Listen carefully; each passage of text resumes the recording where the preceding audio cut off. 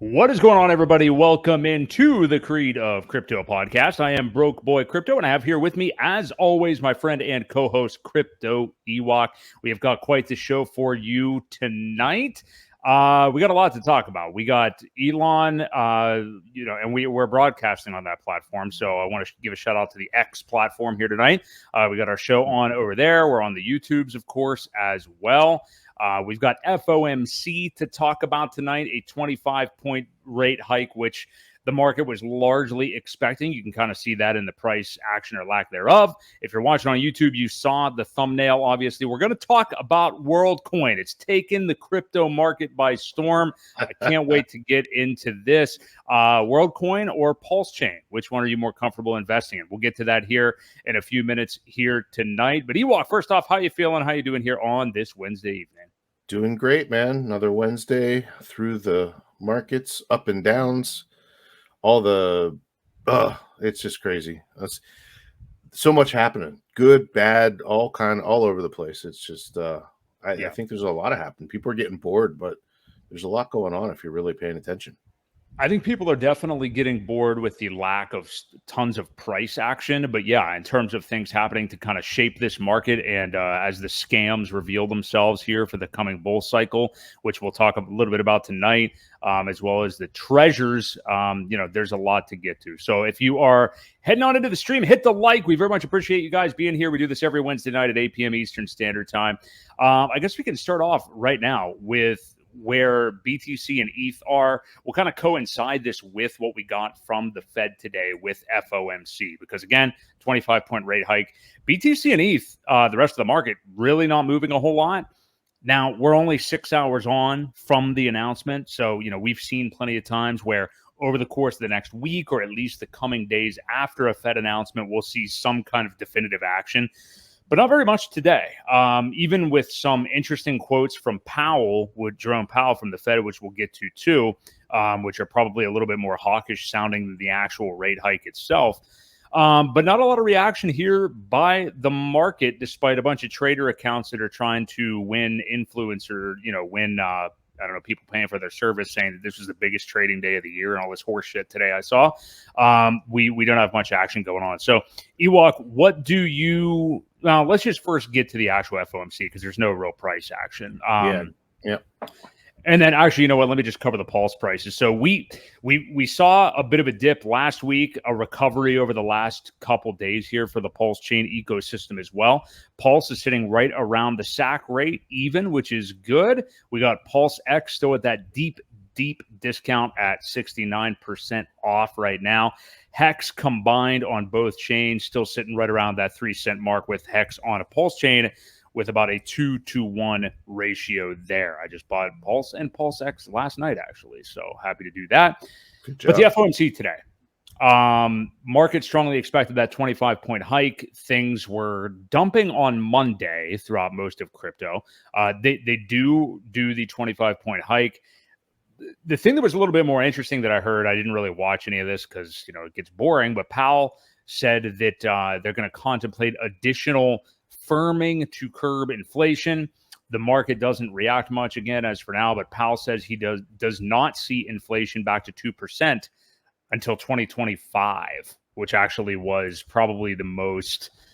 I don't know if you want to call it hawkish, but negative sounding thing. Kind of gets people worrying a little bit. How long are they going to be doing this? Will there be more rate hikes next year? Who knows? Anyway, what do you make of their decision, Ewok? What do you think they do the rest of the year? I haven't been following the FOMC stuff. So, it's only speculation. In my, opinion would be, I don't think they're going to raise it more this year. I think they're going to slow play this, which could in turn, cause a little bit longer of a bearish market type thing. We could go into late this year even. I originally had thought, by August, September, we could see a nice little turnaround of events, but this could push it into, December, January, maybe even February at this point, if they slow play it like I thought they would. I thought they would have, at least started lowering them by then, but they may just leave it and not do anything. until they start to see the results that they intended a little bit better. Just my opinion, but I think it's going to be a little extended this time of a bear market, and the bull market could be a little accelerated. I think once they turn those money printers back on, look out, it could go quickly. And now is the accumulation. Right now is when you want to be accumulating. If you're planning for your future, now's the time to be doing what you want to do and get set up, because like I said, this bear market could be delayed. Bull market could be accelerated in such a, it's already, bull markets are already compacted into, we saw it we talked about this 2 weeks ago or so, how short of a period the actual run up actually does happen. And, it could be even shorter this time, depending on how these markets go. So. Yeah, I think there's some validity to that. And yeah, we did talk about that just last week or the week prior about how short of an opportunity and how little of a window at the top of the bull market you really have to scale out of your positions and to have a plan right now. Even though we are, like you said, Ewok, I definitely think we're firmly in the accumulation phase and people should be doing every single thing they can to try to DCA into this market right now. But it is interesting what you're saying about how they're slow playing this. We've already heard sentiment from the Fed before that this may very well be the last rate hike of 2023 anyway. There's a couple of more meetings. I think there's one at the beginning of October and then one in December after that. I think that may actually be it. I could be totally wrong. I'll have to pull that up. There's at least two more, maybe three. But I know that they have talked before about not doing any more the rest of this year and then kind of seeing where we're at. The rate that we are at now for interest rates is the highest we've seen in 22 years. So we're already, it's not a precedent, but it's definitely high. So, this is something we haven't seen for quite some time. Powell has already talked about in 2024, possibly still increasing rates at some time there. But I think you're right. I think they're clearly slow playing this. They paused the last time around. They do the modest hike this time around. So, yeah, we could see this extend a little more. But as we've seen in the past, especially with crypto, I mean, Bitcoin is already about and has been 2x up off of the lows from November of 2022. I think at some point, we've talked about this, the cycles just play out, and they go and they move. Will the 4-year cycle be as set in stone as it is right now forever? I don't know. That's just something we'll have to see.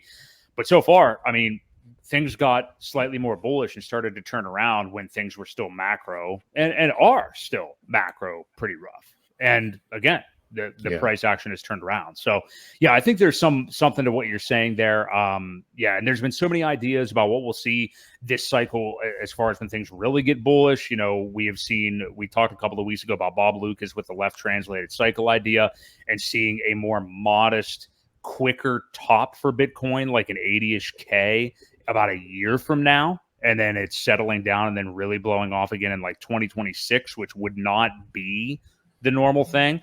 But most people out there are still expecting, hey, year after the halvening or whatever, 2025, 120, 140K Bitcoin is definitely coming. And I don't want to plan that way, but we've talked about it before, Ewok. But what do you think of those scenarios, especially with the adverse macro situation we're in right now and the whole ETF thing coming? What do you think of those couple scenarios for this cycle? Well, those are a lot of loaded questions. I want you to answer them in detail. Yeah, I think. I still stick to my what I had said. Between 120 and 135 is where my top still lies. Again, I think once the money printers get turned back on, things will take off, and the ETFs, as far as quick term price, I think it's going to be bullish for it.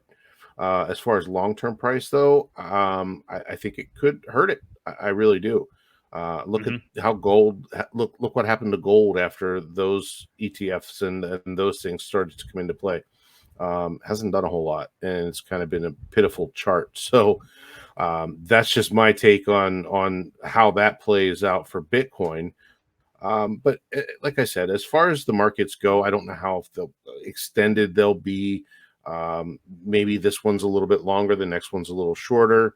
it always has a weird way of working itself back out. Yeah. And that could very well happen in these markets too. So I still think we stick pretty close to that 4-year cycle. And even if it goes a little bit longer, like I said, the next cycle may go a little shorter, but I think it'll work itself back out.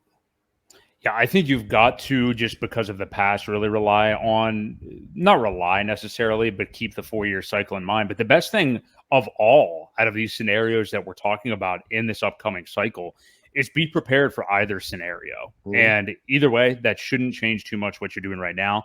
Like you said a moment ago, Ewok, it's accumulation time. We want to be buying right now regardless. And then we'll worry about the rest when it starts to get bullish. So, Exactly. yeah, we'll see. We'll see what else the Fed has in store, but at least they did do what the entire market thought they were going to do, and we haven't seen too much movement. So we'll keep an eye on that stuff.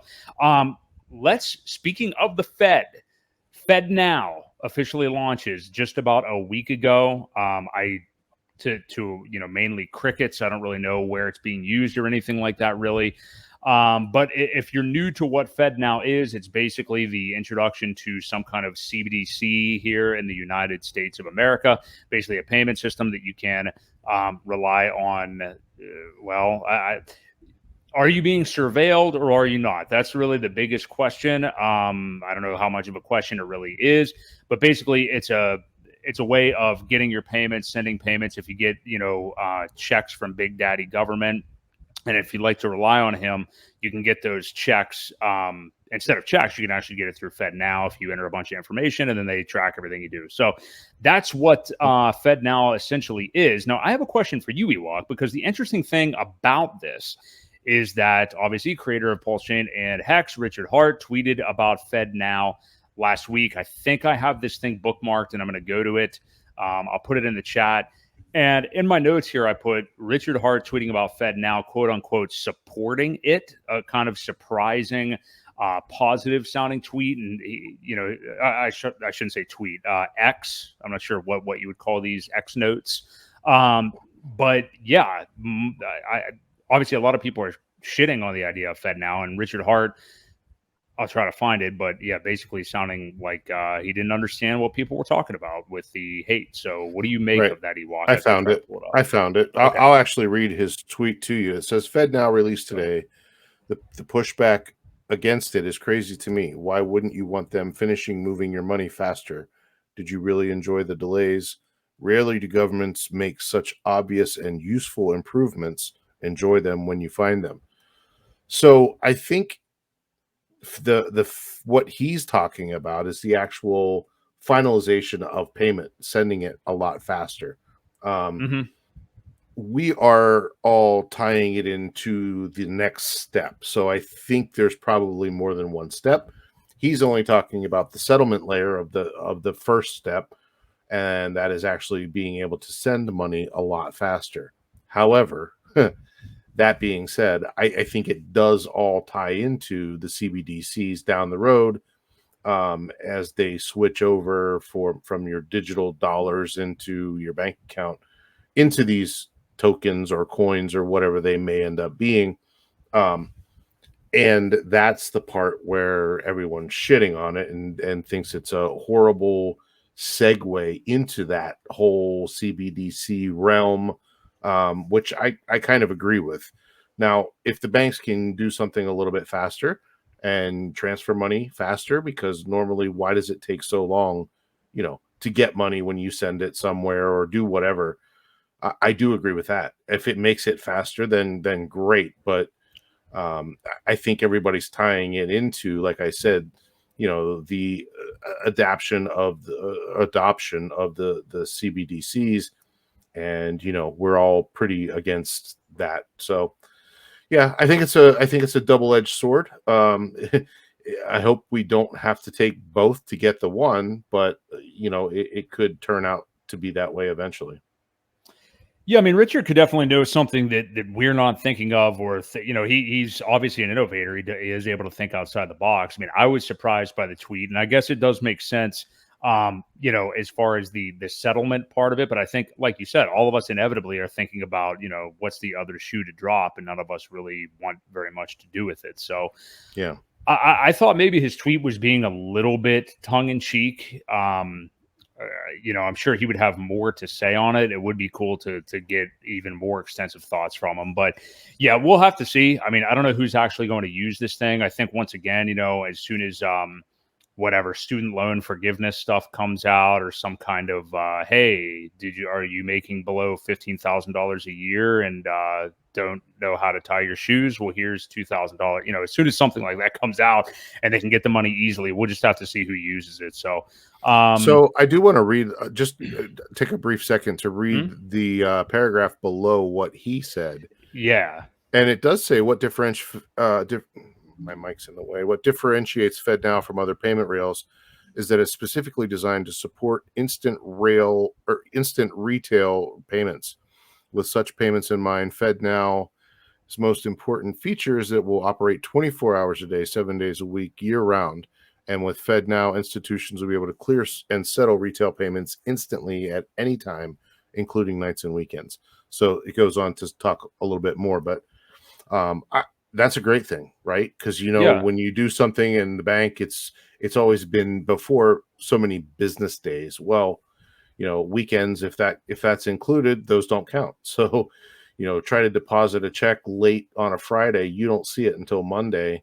Hopefully this could fix that. So that could be a good thing. And, I think that's what he was kind of talking about as far as the settlement layer and the instant stuff. So anyway, that's enough on that. But yeah, we'll see what else comes of it. Again, it was kind of unceremoniously launched. I mean, I can't imagine too many people were like ready to celebrate FedNow, but we'll kind of see what we do hear about it here in the coming months, what changes about it. But yeah, probably an intro to the old CBDC idea. So we'll see how that does go.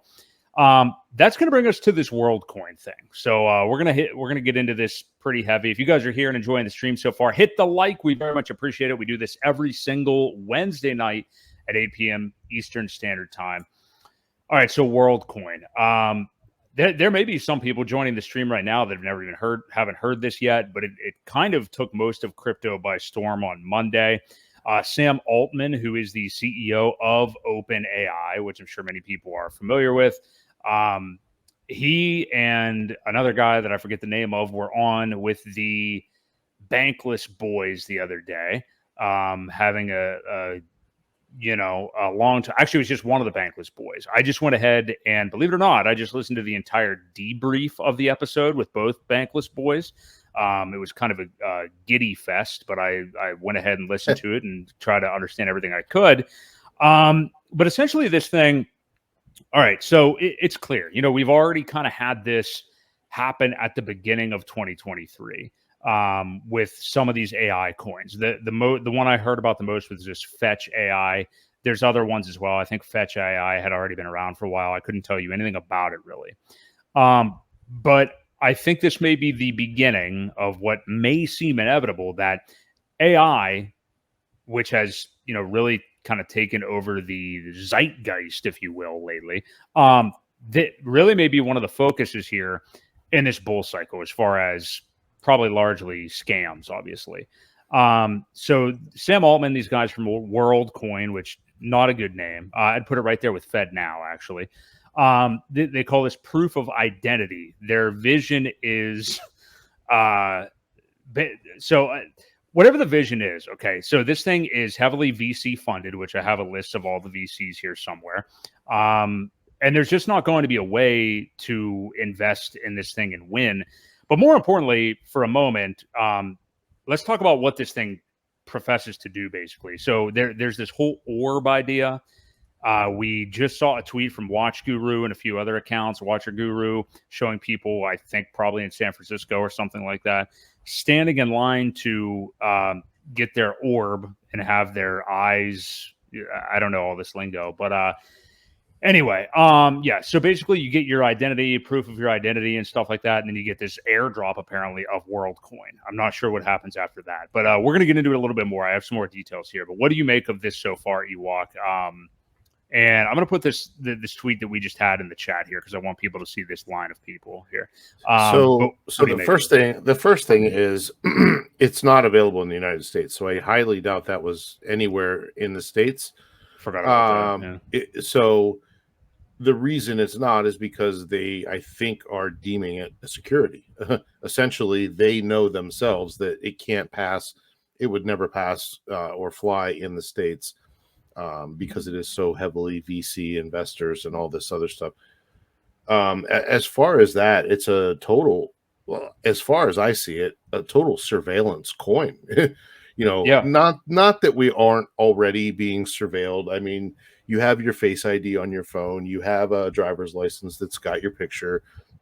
They know exactly who we are and where we go at all times, pretty much, because you keep that phone on you. It is essentially a tracking device.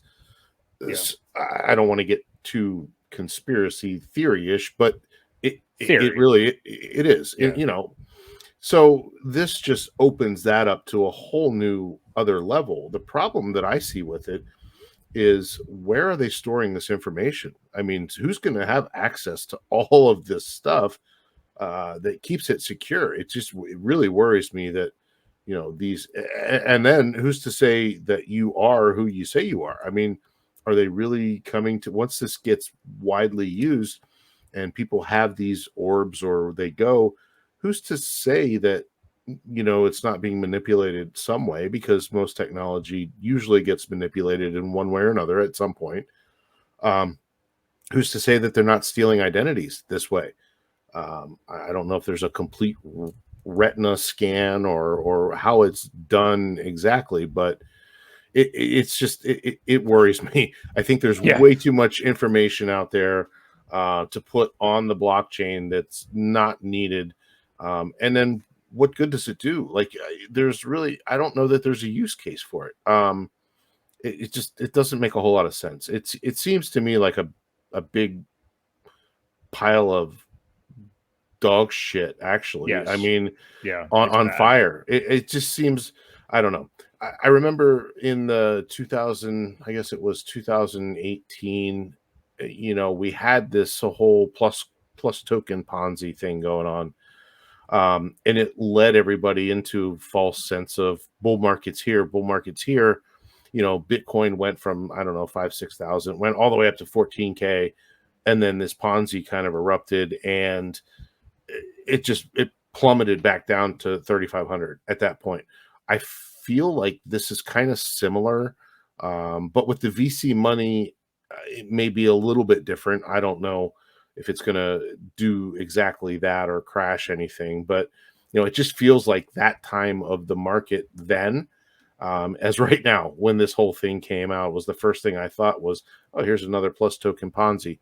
But again, I think it's a little bit different, but it just reminded me, it just made me feel dirty. Yeah, it definitely. So let's get a little dirtier, actually. So I'm looking at a list of just some of the major backers of this. These are people that are major investors in WorldCoin. We've got Sam Bankman-Fried. I don't know if you've heard of him, but he's in there. We've got Gavin Wood. So he is the former CEO, whatever, creator of Polkadot, who is another kind of Davos type WEF, chain that essentially is, I think, going to be useless now. Three Arrows Capital. Not sure if you've heard of them. Let's see here. I think these all the people that lost money, huge money, or the bankrupt people. These are the people. Yes, that's who that is. Yeah, that's that Three Arrows Capital. Yeah. Yeah. So there are some of just that's a few of many that are backing this thing. So, and by the way, anything that Bankless backs, I would just be very careful of. And I'm not sure why you were watching this stream, unless you have something against your testosterone levels. We all have our guilty pleasures, and sometimes I'm a little submissive, and I pour myself a glass of wine. But no, I just wanted to. I said this to you the other day. No, I said this to you the other day because you said I DM'd it to you, and I'm like, Bankless is dedicating a whole goddamn 2 podcasts to this thing, of course. And he's like, you are like, are you surprised? And I said, yes and no, because it's just so insane how bad this is. Mm-hmm. And they are just, it's kind of like the car wreck syndrome. You drive by a car wreck and you can't help but look at it. That's just basically what it is. But Yeah, I listened to their Giggle Fest here on part 2 of the episode today, and just heard them talk about it a little bit. And yeah, it's a flaming disaster, I believe. Oh, and most importantly, whenever the Sam Altman was directly asked about the financial backing of this, he dodged the question and wouldn't answer any of it. So sure he did. If you buy this thing eventually on the open market, which I'm sure there's going to be opportunity to do, just remember that millions upon millions of dollars are already in it, and they will definitely dump it on you at some point. So yeah, at some point they will take their profits and dump the coin. I wouldn't be surprised, but again, I'm pretty sure unless you have a VPN or something to get around it, it's not even available in the States. I don't think you can even open up the white paper as far as that goes. You can't even access that in the States. So yeah, it's probably a good thing. See, yeah, I think so. But yeah, good rule of thumb. Yeah, anything that's on Bankless, I would avoid, obviously. So yeah, Hex and PulseChain are scams to them apparently. So let's turn our attention to the big story in media just in general this past week has been the Elon thing. Obviously, Twitter changing over to X, I guess. Very odd and awkward, happening pretty much overnight. As you've kind of had time to think about the game theory of this and what might be behind it, because it was such a kind of random, weird move out of nowhere. Although we know for a long time here that Elon has an affinity for the letter X, supposedly. Mm-hmm. Acquiring Twitter for Elon appeared to be really just a step in a bigger game, obviously. He's obviously got competition already with Mark Zuckerberg, literally fighting soon. I don't know when that is, but that'll be interesting. Zuckerberg's actually like a black belt in jiu-jitsu, and Elon just started, so that'll be interesting. But potential competition with WorldCoin. There's all these AI things happening and ways to monetize it. There's rumors about is Elon going to use Doge as some kind of payment system for things that happen on X or whatever it's called. What do you make of all this? I mean, like, the acquisition of Twitter was one thing, and it was under the guise of like, I'm a free speech absolutist and all this stuff. I'm not saying he was lying or anything, but I have seen some curious remarks from him here and there regarding free speech and choosing what is free speech and things like that. So what do you make of this? What do you make of this change? His new CEO, that woman that I can't remember how to pronounce her last name, was Yakaro or whatever, was tweeting about it the other day, and it feels odd. But what do you think the bigger picture here is for Elon and X, and how do all these AI things kind of connect? So if you've watched any of the history of Elon, he's always talked very, very highly of WeChat, which is a Chinese platform that they basically use for everything: phone, money, messages. It does everything, I think. And he's always been very fond of that. And I think that's kind of what he's trying to create with this, because we do know that he has money what is it? Money transmitter licenses that he's already PayPal. He's already got that stuff.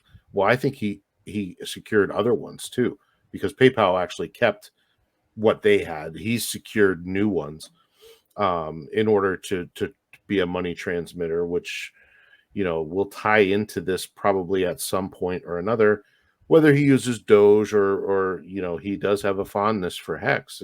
He does, according to his tweet. So that would be cool if he used Hex, but I will kind of doubt that he'll do that. But I kind of see that as his long-term play. I think he wants to create a platform that is a all-in-one, it does everything. So, I don't know. The name X, he has a space X. He's always talked about X being his, that's his thing. And then Zuckerberg has the patent on it, or the trademark to X anyway. Right. So that could get a little ugly here, but we'll see how it goes. I think all in all, he's trying to create a single platform. And he didn't buy a tweeting platform. He bought 400 million users for what he bought. So if this was his all along the goal, then I don't think it was a bad move. He got a lot of users out of it. I do like the fact that he has definitely opened up the free speech side of things, kind of turned the government in for what they were doing, manipulating, and the whole messing with the elections and people's information and hiding the truth from a lot of people. I'm definitely a fan of that. So I don't know. He gives a lot of mixed signals. Right. It's kind of hard to decipher sometimes of what his game plan is, but I think that's what it is. I think he really wants another WeChat that he created to do the things that he wants it to see it do. So Yeah. Yeah, it seems like he's definitely trying to rule the world here. So it's going to be interesting to see where all of this goes. Obviously, there is, the free speech aspect to it, but then there's the AI aspect to it, and this is tying into crypto and how to monetize things. So, yeah, I'd be I'm hard pressed to see what big theme there's going to be over this next cycle with crypto that doesn't have a big AI narrative. That just kind of seems to be where we're at right now, but who knows? I mean, like, there's going to be some interesting things invented, and 99% will definitely be scams you don't want to mess around with, but it'll be fun. So we'll see what does attract those people and retail back into the market. Let's turn our attention, though, and focus a little bit more on what we do recommend, what we do personally invest in, and what we're really here to talk about tonight, and that is PulseChain and Hex and Richard Hart. This ecosystem has had, I don't know how important this is, but has had some drama and stuff since PulseChain launched and things. People not, having very clear expectations that weren't meant because they were unrealistic to begin with. There's just been a lot going on, disagreements and things like that. People being over leveraged and, people just kind of losing sight, I think, of what Hex is to begin with and the patience of investing in the T-share. I mean, we have talked about that. People are losing sight, I think, of what Richard Hart actually created from the beginning. And kudos to a lot of the people that have been streaming lately. Johnny Chaos is in the chat here tonight. The other day when he was on with Matty Allen at his shop, I thought that was a great stream. Like, you guys, I know you're just kind of riffing a little bit, but there was a lot of good stuff talking about the T-share, Hex, being patient. Crispy Man almost sounds like a guy who wouldn't even make that much of a difference to him if PulseChain even was out. I mean, he's constantly talking about how great Hex is and talking about rotating everything back into Hex and everything. I saw Brizology on with him the other night. It was really good. Gary, obviously. So there's just been a lot of people really, I love all this reinforcement of Hex right now because I think that that's been lost with this PulseChain launch and everybody getting the shiny new toy syndrome, which is to be expected. And, they're upset because PulseX doesn't have the single-sided staking yet and all this. But people are going to come back to this market and they're going to come to this ecosystem because, after all, with the dips in this market, with how volatile it is, people will always be searching for yield, and nothing has been created that's better than Hex. So I think people are going to come back to that. Yeah. All this being said, this big tweet from Richard the other day, I think it was yesterday, actually. Good stuff. I don't want to call it a to-do list because obviously that creates expectations, but it's a big list of things that could potentially come to PulseChain or PulseX. I'll go ahead and share it in the chat. I don't know that we need to read the whole thing because it's pretty lengthy, Ewok, but what did you make of some of what he spoke about here? Talked about improvements to PulseChain, to PulseX, what to do with the bridge, a wallet potentially, all kinds of different things. It's a big tweet. So what did you make of some of what he said? Well, I thought it was funny that some of the stuff already exists, and is being developed. One of the things that he mentioned was the on-ramps, and, we know the Coast team. I know we wanted to talk about this a little bit too. The Coast team is getting close. They've secured another bank in order to do that, but they will be the first on-ramp and first stable-coin on PulseChain. So that's getting really close. So that's exciting. He talks about devs, enterprises, retail adoption, and that's us. Like that's all of us. He's talking to the community and says, here, this is what you guys need to do. I don't know if it gives any expectations from him, but this is a lot of the things that he's kind of hinting to the community and say, here you go, guys, go nuts. He wants to see more development. He wants to see new things. Obviously he has talked about the single-sided staking, which the community can't really do on the platform. He has to be the one to kind of put that out there. Right. And the wallet is his baby too, because I know he has talked about that being pretty much done or being worked on even before PulseChain came out. So I don't know. I hope there's not another sacrifice and another coin or anything like that. I hope it uses the incentive token, which I think would be another good beneficial use for that coin. So, we'll see what all comes of it. But yeah, a lot of this stuff is already done, being worked on, and a lot of the community, it's still weird. We're at that weird space right now, a weird time where there is a lot of community. There's a lot of things coming out.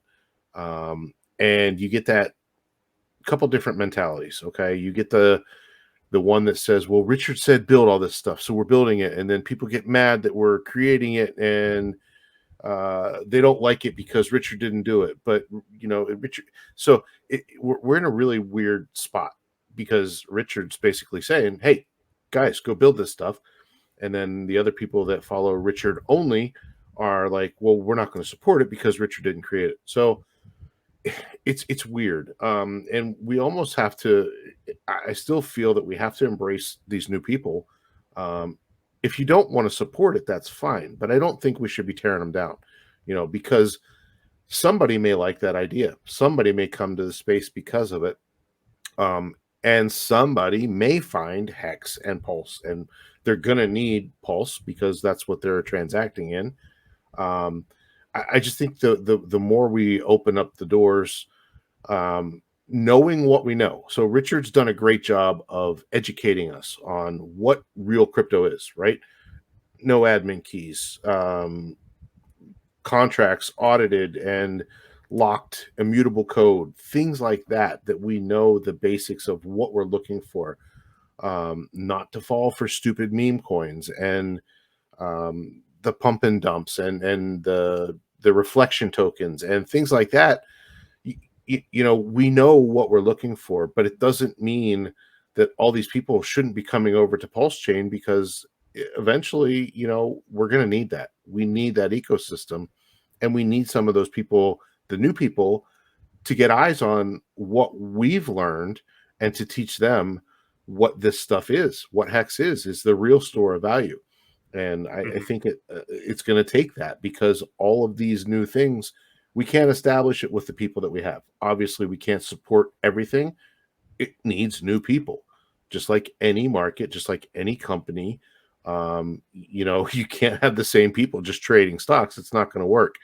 Right. Nothing ever appreciates or does much. So I think that's where we're at. And I think it's a tough spot to be in, because like I said, Richard's saying go build this, and then the people that are Richard Hart Maxis are saying, well, Richard didn't build it, so we're not going to support it. It's a tough dilemma for a lot of people, I think. Yeah, and a weird reaction too. I mean, like, I understand, I don't think there's any problem at all. I mean, you can't tell anybody how to invest. It's their dollars, right. Do whatever the hell you want to do. But I would totally understand wanting the overwhelming majority of your portfolio in the Richard Hart stuff. If there's anything else in crypto that you very much, trust and are invested in outside of that ecosystem that you want to do, whatever. But yeah, I mean, like, people that are creating good products, I mean, like, most people are on board with Hedron and Icosa and think what Alex is doing is awesome. I think he's really been the premier guy so far. I know a lot of people obviously love the fuck stuff, all the PH stuff, which I'll be honest, I haven't looked into as much, but I know, like, that's right up there as well so far. And there's going to be more to be built. Let me ask you this, Ewok, if you, putting you on the spot, out of some of the things that Richard mentioned here and looking at some of the comments, I think I might know where you go with this, but I mean, what are you most focused on, or what addition would you like the most, whether it's something that people are already working on or something that he mentioned there? What would you be most excited about? Well, I do want another wallet. What I would really like to see is someone create and some nodes that weren't in Fura. Some Yeah. centralized Ethereum nodes that the community, even if it was a subscription type thing where you could connect to it without the extra nonsense. That's what I'd like to see. I'm looking forward to liquid loans. I think it's going to be a positive impact to sell pressure. I think people aren't going to have to sell. Now they may get liquidated, but again, they're not going to have to sell.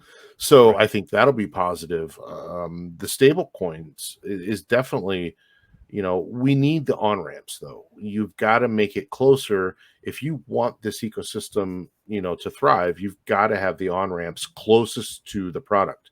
Right now we've talked about it, and the only on ramps that we really have are on the Ethereum side. And that's why I'm really surprised that the EHEX price is down, because it is closer for people to buy there.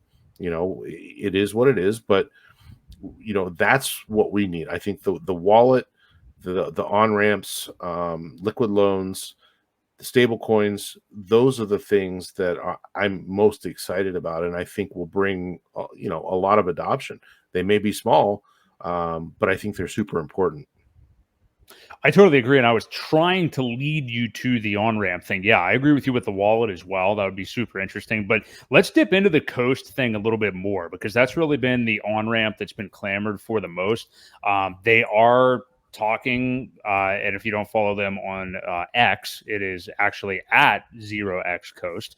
But yeah, they've been tweeting a lot about things seem imminent here. And you mentioned actually, Ewok, about it being the first native fiat-backed stablecoin. CST is actually what the coin would be. Tell me a little bit about, first off, how close do you think that they are? Because they've really been tweeting a lot of updates. They actually just an hour ago said that they'll be having multiple phases to their launch. Each phase will build on a feature set and work towards the final product. We think you'll enjoy the new DApp.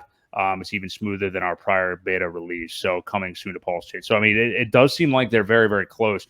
What do you make of this? What do you think it will really do for the ecosystem here? Oh, how can it not be positive? You buy directly into Pulse. Yeah. It's awesome. You asked how long. I think a couple weeks, probably. 4 more weeks. 2 more weeks. Yeah. 2 more weeks, 4 more weeks. The famous last words.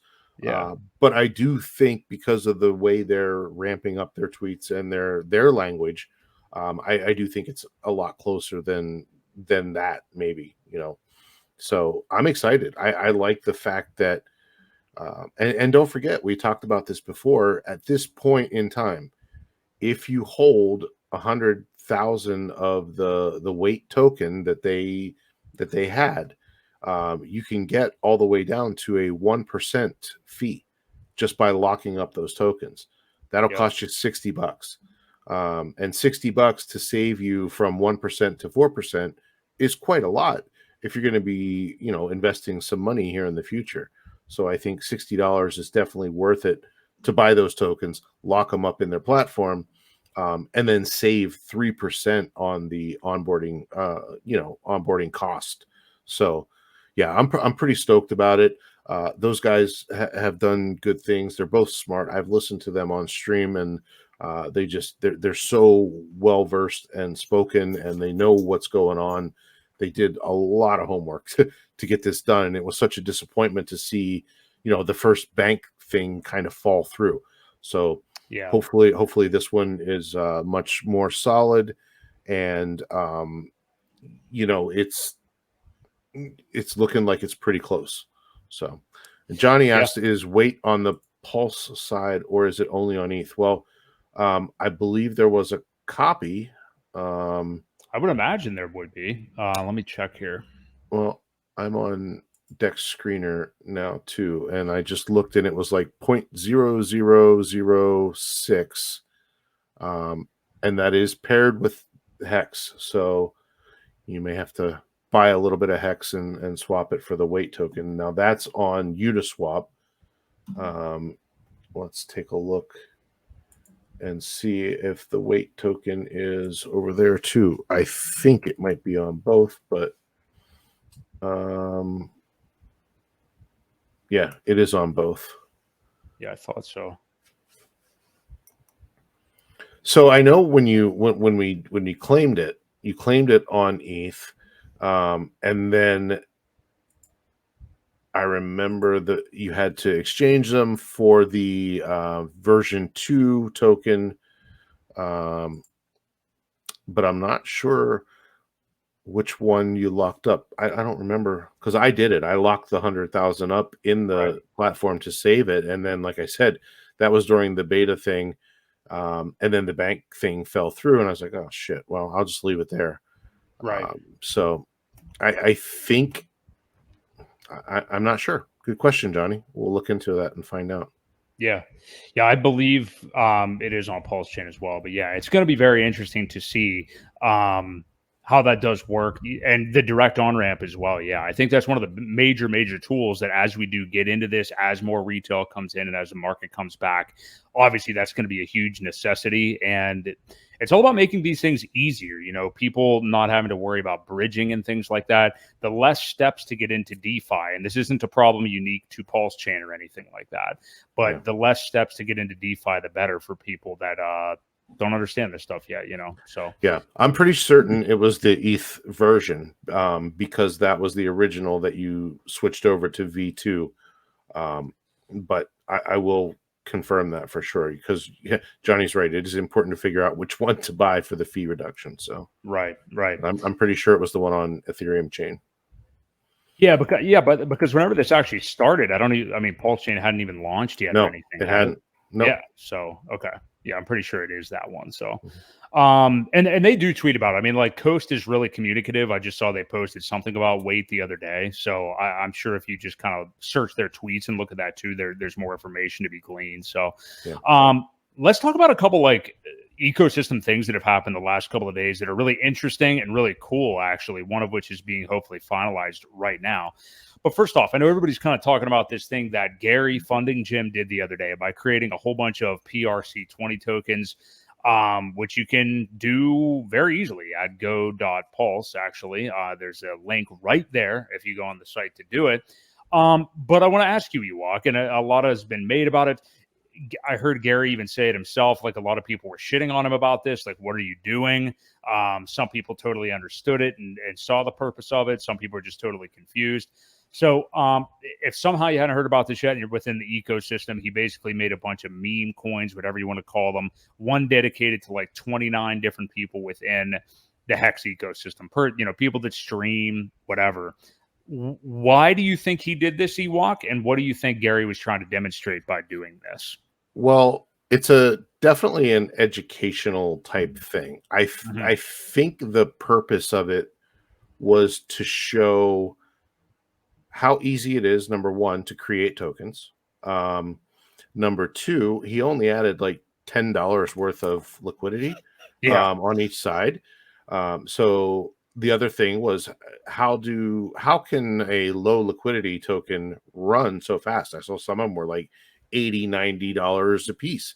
Well, that happens when there's very, very low liquidity. It doesn't take much to jack the prices up. Also, the proceeds were to be rug pulled on January 1st, I think he said. Oh, okay. So, and then that was going to be donated back to either that person or I forget what he was doing with it. I only caught part of the stream. It was I had something else come up that I had to Well, he stop was on for like watching. 2 hours that night. He Yeah, was on it for a was long time. it was.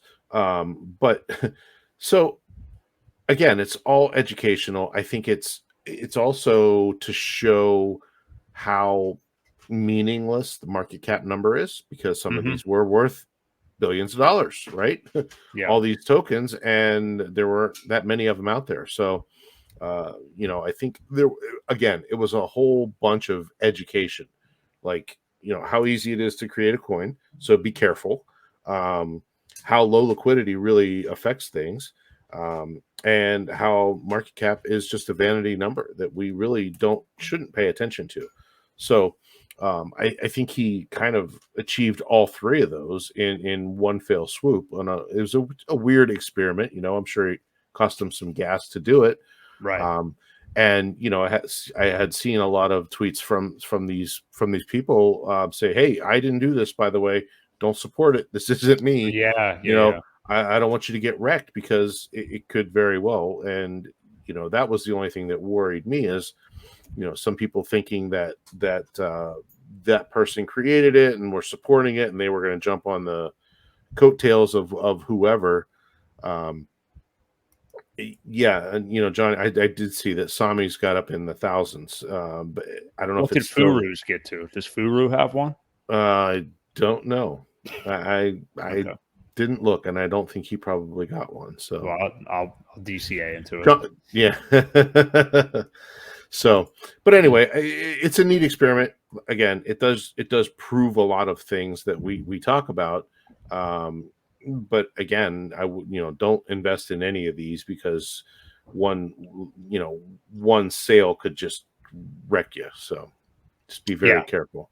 It is definitely a good thought experiment. Yeah, and I think it was good to show the meaningless of market cap. Yeah, so I understand why Gary did it. He was on with Maddie again then the other night talking about it as well. So Gary really has been, I mean, one of the biggest, kind of bridges himself, to other communities with Hex and the PulseChain ecosystem. So kudos to him to still putting stuff out there for sure. And speaking of bridges, so this is something that was awesome that kind of came together the last couple of days. So I saw them first talking about this last week. I think Westcott at first was talking about this, and then Sami kind of got onto it too. So they kind of tag teamed this one, and Westcott and Sami got a wallet together. I think it's Westcott's who really cares at this point, but basically just decided, hey, $5,000 is what it costs to get the trailer. I'm not totally clear on this. I'm not sure. I guess it's just a trailer. I don't know if I guess the feature film can't get on this platform, but it's called WorldStar. There's all kinds of different creators and things like that on there. I guess there's 40 million users on it. I've never even used it or actually heard of it before this. Nor But have I. yeah, but there's an audience there basically, and it's a $5,000 fee to get yourself on the platform. I'm sure there's way better ways of explaining it than I'm doing right here, but either way, kudos to those guys for getting together, creating a wallet, and just asking for a $10 donation from 500 people. I'm sure it didn't exactly end up being like that, but they raised it in under 24 hours. And I just saw Westcott posted a little bit ago that they already submitted the trailer to the platform. So now it's just awaiting some kind of approval process or whatever. So basically, and again, I should look into how WorldStar works a little bit. Matter of fact, if anybody in the chat knows anything about it and wants to contribute, let us know, because I don't know how their model works. But basically getting the highest of stakes documentary on there in front of a lot more people. Just another thing, Ewok, that I know you have seen over the years since the creation of Hex, of a grassroots community thing coming together literally in less than 24 hours. I saw Sami just tweeted, think about how expensive it was to get a NASCAR sponsorship or some of the soccer or football teams out there before. And then this just costing $5,000 from a whole bunch of people combined. Yeah. But what do you make of it? Yeah, this kind of ingenuity. It's pretty cool. I think it's a great idea. It's very inexpensive, and 40 million people watching or seeing it, getting new eyes on it. It can't be that bad for that much money. I think, you brought it up yourself, the NASCAR thing. We raised $600,000 in 5 days. Now that was a different market. Things were a lot better. People had the money to kind of throw around at that point, but that this community is awesome. When they put their mind to something and they want to do something, it's amazing how many people pull together and take care of it. So yeah, I think it's a great idea. I think it's a cool thing.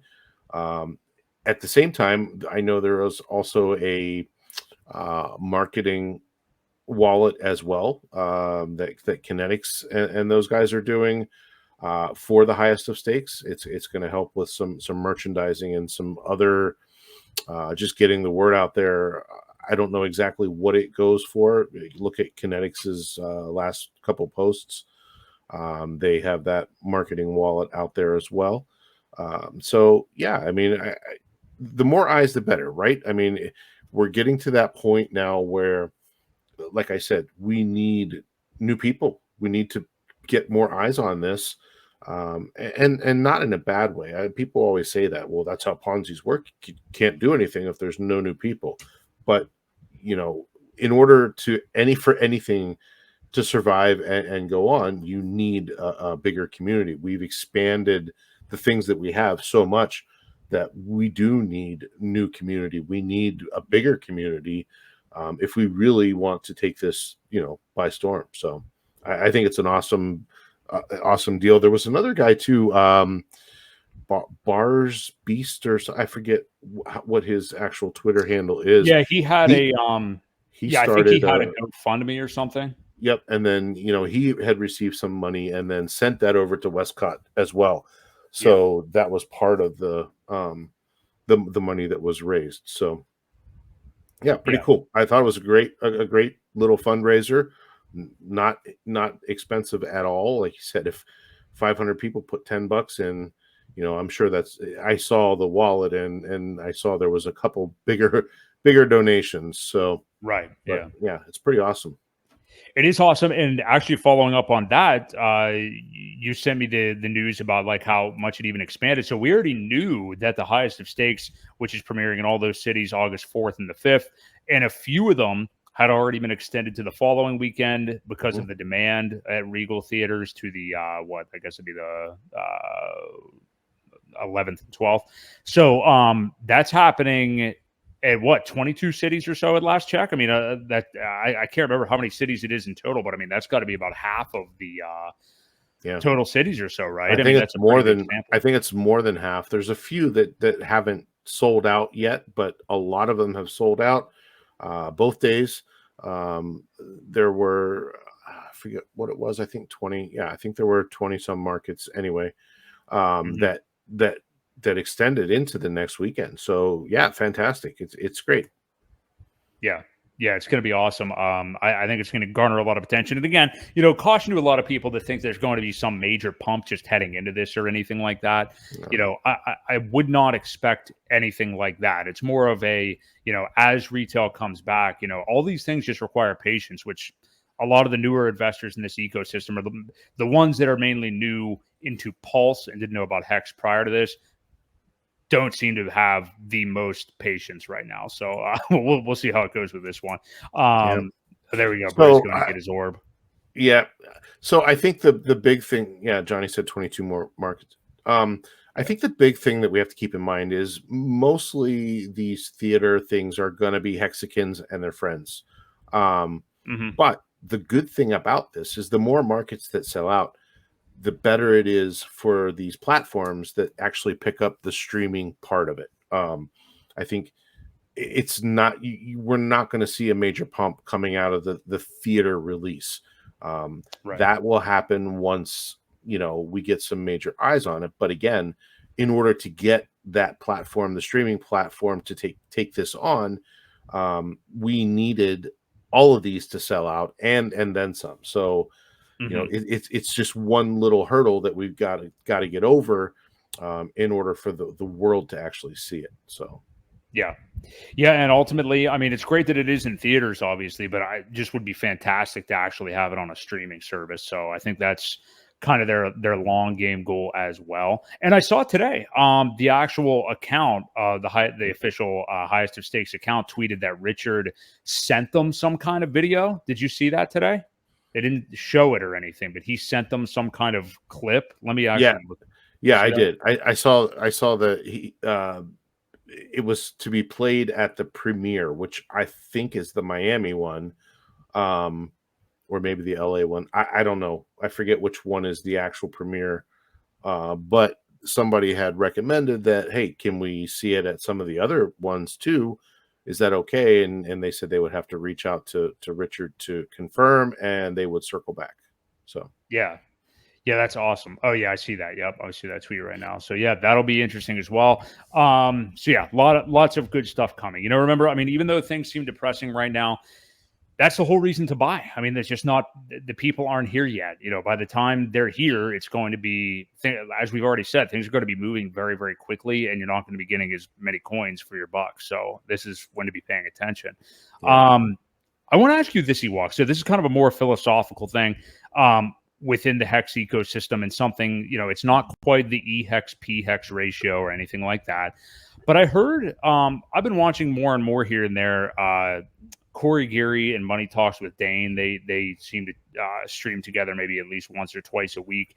And they were talking about the idea of Hex on PulseChain, whether it could perform or should be looked at, or it doesn't matter what it should be looked at, I guess. But will it perform like a first cycle coin or a second cycle coin? Because obviously it is Hex. Hex originated on Ethereum.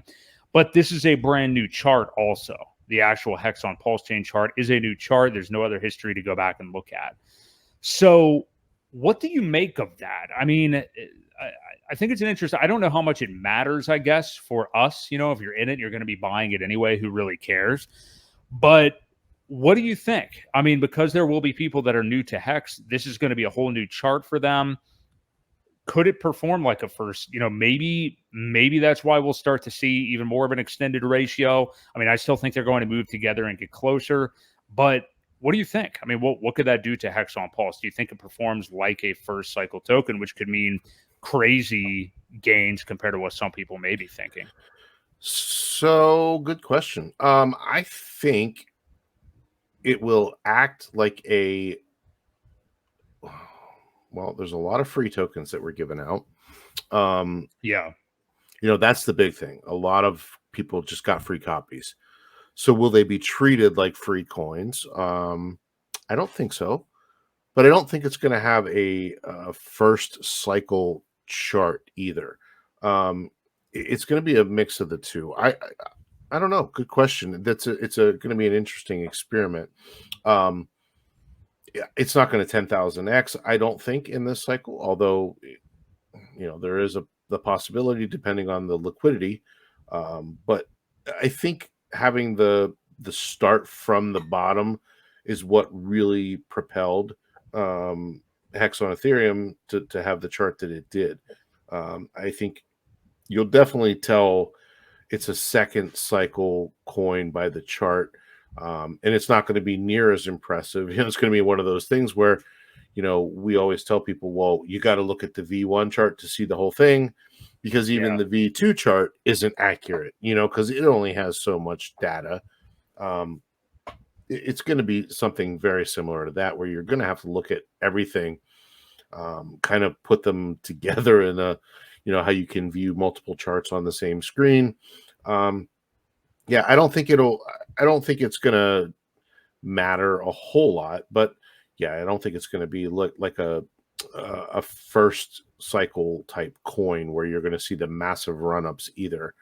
You know, it's going to do well. I think we're going to do very well in this cycle, especially once all this stuff happens. I don't know how it will perform with all the stuff being free that was given out, the free copies. If people will value it more, obviously some people do value it more because they sold their EHEX to get the PX, right? So it's going to be an interesting experiment for sure. Yeah. How about you? Yeah, what do you think it's going to do? Like I think I would have to decide, if I was looking at both, that it would perform like a second cycle, because, you know, people, you know, even if they are new to Hex, they would still see the history of it, I think, by looking into it, see the pulse chain split and stuff like that. So I would have to think that. And then, you know, I guess inevitably it does get you back to the question of the ratio. I saw the other day people were talking about, and I don't know where this originated from or who said it, but about the ratio of the two hexes potentially getting to as high as 10-1 at some point. I don't really know where that originated or why that would happen. I mean, I just can't really envision that. I forget who said it or what the talking points actually were. But that's the crazy thing about this, is all of this stuff is, you know, new. Like, we haven't actually seen a fork exactly like this before, and seen the asset actually copied over like this, and an entire system state of Ethereum actually copied over. Mm-hmm. So yeah, it's going to be crazy, I think, just to see what actually performs how here. I had another point about this that I am now rambling and forget what it was. But yeah, we just have to have more people get back into this market. That's the big thing. And, oh, I know what I was going to say. We were alluding earlier in the show to people getting back to the idea of yield, getting back and realizing the idea of how great Hex is and everything, the shiny new toy syndrome wearing off from PulseChain and PulseX. When do you think, we can say that till we're blue in the face? Like you and I obviously are major fans of Hex and earn yield on it. Johnny and Briz in the chat tonight obviously are. We're seeing a lot of like Hex old heads like Crispy Man and Matty Allen. Like everybody's talking about that, and they're right because they've been around and they've seen it and everything. Johnny and Matty were saying the other night that they wouldn't even be here if they weren't staked. Like they wouldn't have what they have right now, and they wouldn't even be here. So when, if ever, I guess, I mean, I think it will happen, but when will these noobs, for lack of a better term, not trying to hate on anybody, just using it affectionately, but like when will the newer people come back to that, do you think? I totally understand everybody wanting to clamor and buy Pulse and Pulse X right now. I totally do get that. But to me, to not have whatever you have in those two tokens equal in your Hex bags, if not more for the T shares, and more importantly, having the T shares. Yep. I think you'd be making a mistake. So when will people realize the yield available with Hex? And I'm not even saying that they have to be like a 15, 5555 max stake person or anything like that. But when do you think that the interest gets back into that whenever we start going down again? And people are like, man, I wish I had yield during this time. I mean, well, I don't know. Yeah. No, I think it's going to take a bunch of green candles for people to FOMO back in because that's how they do it. The idiots that are selling right now, I don't get it. I hate to say that, but the people that are selling right now, they're not going to make it. They need to be flushed out. Maybe they'll buy back in later, maybe they won't, but that's what it's going to take again, are some green candles for people to get excited. They always, seem to flock in as the price gets higher. And yeah, Johnny said it. They chase pumps. They always do. They always have. Nothing has changed. They'll buy the top again and sell the bottom of the next cycle. It's just, people have to get wrecked in order to learn the lessons. And the ones that were here last cycle, maybe they will learn that again and figure it all out. It is a learning process, and that's why some of us are much more calm during bear markets than others that are freaking out and the sky's falling kind of thing. So it's time. It all takes time. I think the markets, we don't know. The uncertainty of the regular traditional markets are definitely going to play a part in this. So it all has to play out. And unfortunately, like I said, this cycle could be a lot longer. The downturn could be a lot longer than normal. So. Yeah, I think so too. People are going to come back to it. It just is going to take time. It'll be fascinating, I think, to see the newer investors as they do come into this market again. Yeah. Seems like it's so far away, but it's going to be here eventually. I mean, it's probably going to be in another calendar year. But hey, we still have some bullish things that could happen by the end of this year. There's going to be more innovation. And as long as this time seems right now, it's been, 10 weeks or so, almost on the nose, actually, since PulseChain launched. There's going to be a time where this seems like a blip on the radar, and you don't want to regret it and having wasted your time during this time. I mean, even though Pulse is up off the lows right now, Pulse X is too. They barely are. You're still basically buying the lows right now, pretty much. So, they're both. And this is the time to do it. This is the time to be making those gains. Is slow and steady. We always go back to that video that Coffee had done. If you had bought $100, what was it, every week or every religiously, you would still be a millionaire. Even if you bought the whole way up and the whole way back down. So, now's when you take the opportunity to get these prices that you may never see again. When Hex did its best the last time, there were a lot of people locked up. People will start to see that, and it's education. It definitely is teaching the people, teaching your onboards. This is how you yield, and as the more Hex gets locked up, the less is available for sale. That can really just take the price and just shoot it through the roof. I mean, it doesn't take much. Especially when things start to get locked up and not available for sale anymore. Yeah. And even if, if the idea, if you are newer to Hex and the idea of staking out long-term freaks you out, or you've seen all this volatility in crypto over the course of the last 2 years, you don't necessarily have to do that. I mean, if you have a bag big enough that even just staking for the next calendar year or two, if you think that this bull cycle could, go until then, if it gets you at least a T share anyway, I mean, you would want to shoot for as many as you could get. You might as well do that. I mean, there's plenty of great Hex calculators out there where you can see how much Hex you can earn within that time.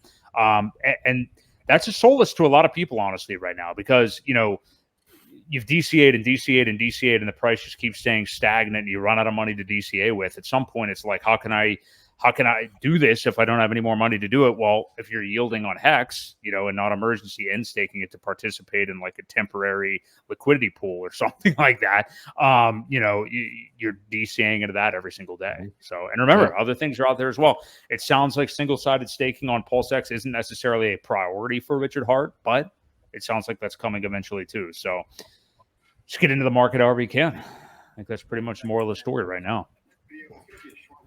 You got anything else? There you walk. Or someone you're back in there. Yeah, I was gonna just share this that coffee video. Yeah, there you go. Yeah, it's good to have messages like that right now. There we go. Oh, cool. Johnny, I think put it in. Yeah, Johnny pinned it and he sent it to he private messaged me and. Oh, there we go. Sweet. I got you. Okay. Well, I think that's going to wrap us up for this week. Did you have anything else you wanted to cover there, Ewok? I don't think so. Just keep chugging ahead. Dollar cost average. This is the time. This is the time where it really makes a difference down the road. Get your average cost down.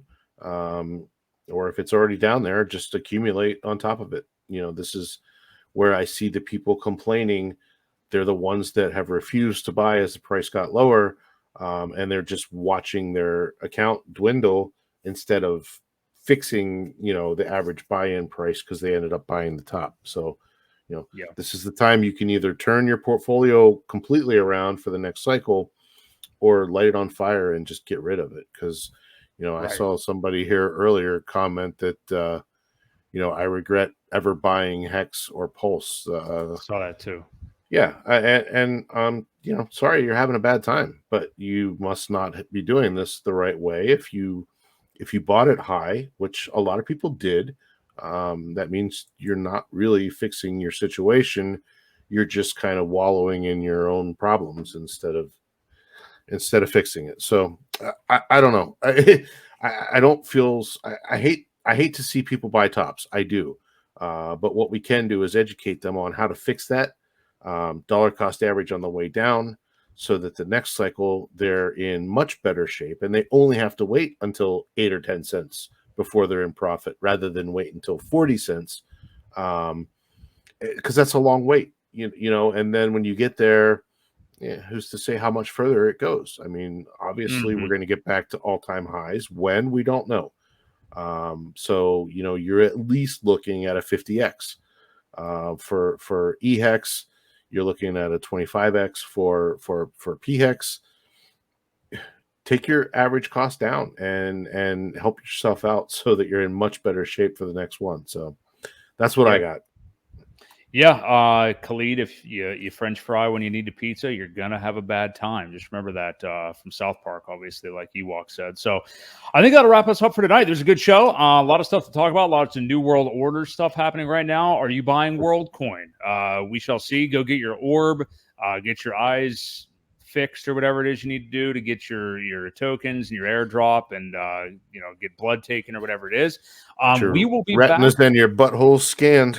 That's right. Get them both scanned with the Bankless Boys.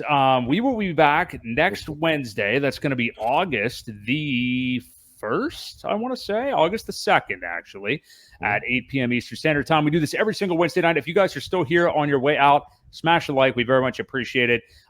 Love the audience here. You guys have been way more active the last few weeks, growing a little bit more of an audience. So as this market picks back up, we're excited to have more fun with everybody, and we really appreciate all the support. So, for Ewok, this has been Boi Crypto. We'll catch you guys next week right here on the Creed of Crypto podcast.